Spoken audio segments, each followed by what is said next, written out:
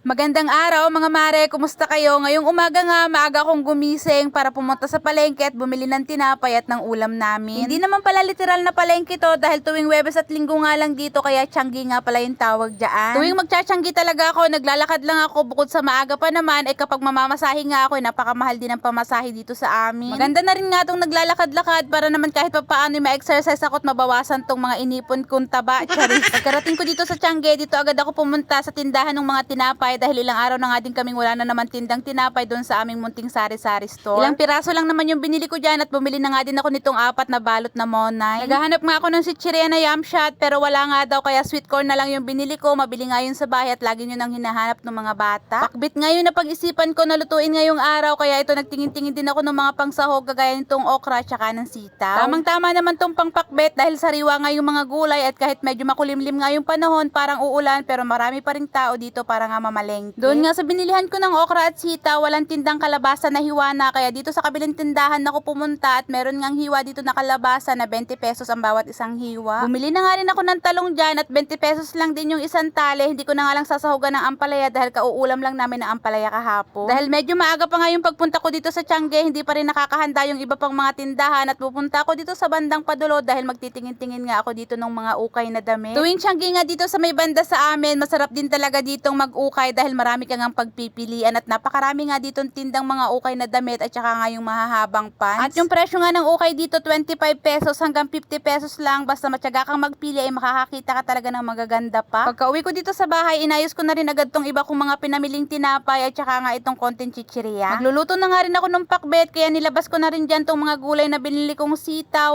okra, talong at saka nga yung kalabasa. Bumili na nga rin ako dyan ng 20 pesos na kamates para nga din isahog dito sa pakbet at nakabili din ako nitong almusal na isang balot na palabok at saka nga nitong spaghetti. Ito nga yung nabili kong uka, yung isang t-shirt at saka nga isang pants na mahaba at yung ilaw namin talaga dyan ay nagpapatay sindi dahil sira nga yung switch niyan. Sabi ni daddy baka nga daw may nakapasok dun sa loob na butiki sa pinakang switch niya, hindi pa rin niya maayos dahil hindi pa rin naman din niya kaya mag-ayos-ayos ngayon ng mga ganyan. Nakabili rin pala ako sa Tiangge nitong 100 pesos na tingin. Tingin nga yung tawag nitong isda na to sa amin, hindi ko lang alam kung anong tawag nito sa inyo dyan. Gustong gusto namin ni daddy tong isda na to dahil nga masarap tong ipaksiw at malasa siya, ganun na rin nga kapag prito pero ipapaksiw ko lang yan pag niluto ko dahil bawal nga dito sa amin yung laging prito. Medyo matrabaho nga lang tong linisin pero depende naman sa paglilinis nyo kapag ganitong isda nga. Ganito nga yung ginagawa ko para nga malinis na malinis siya at matanggal nga din yung pinakang lansa niya sa pinakaloob. 8 piraso nga pala to at halagang 100 pesos yan. Hindi ko pa rin naman yan lulutuin kaya pagkalinis ko niyan ilalagay ko lang muna yan sa ref. Tapos ko na nga rin hiwa-hiwain tong mga gulay na lulutuin ko para sa pakbet kaya ito't hinugasan ko na nga lang din muna. Dito sa kawali naglagay lang ako ng konting olive oil para nga sa panggisan nitong sibuyas, bawang at saka nung kamatis. Bumili nga ako nitong olive oil kahit medyo mahal dahil ito nga yung ginagamit ko kapag nagluluto ako ng panggisa or pangprito para sa ulam ni daddy. Sabi naman ng doktor niya pwede naman siya ng gisa-gisa, konting mantika or prito basta galing sa plant-based nga yung mantika na gagamitin namin kaya napabili din talaga ako niyang olive oil. Madalas kasi niluluto ko dito sa bahay puro sabaw-sabaw nga lang at tambog-tambog nga lang kaya ito ginisahan ko naman siya ngayon para kahit papaano maiba naman yung ulam niya. Pero dito sa pagluluto ko ng pakbet, paminta at asin lang din talaga yung nilalagay ko dyan. Walang ibang seasoning pagkatapos nilagyan ko na lang ng sardinas para may lasa na nga din. Itong roast ball na sardinas yung sinahog ko dito sa pakbet dahil bukod sa masarap na nga yan ay hindi rin siya gaanong malansa. Si daddy nga din yung nagsabi sa amin yan na masarap daw talaga yung roast ball na sardinas kaya yan lagi yung binibili namin. So paano mga mare, hanggang dito na nga muna ulit at naluto na rin pala tong pakbet. Maraming salamat sa panonood.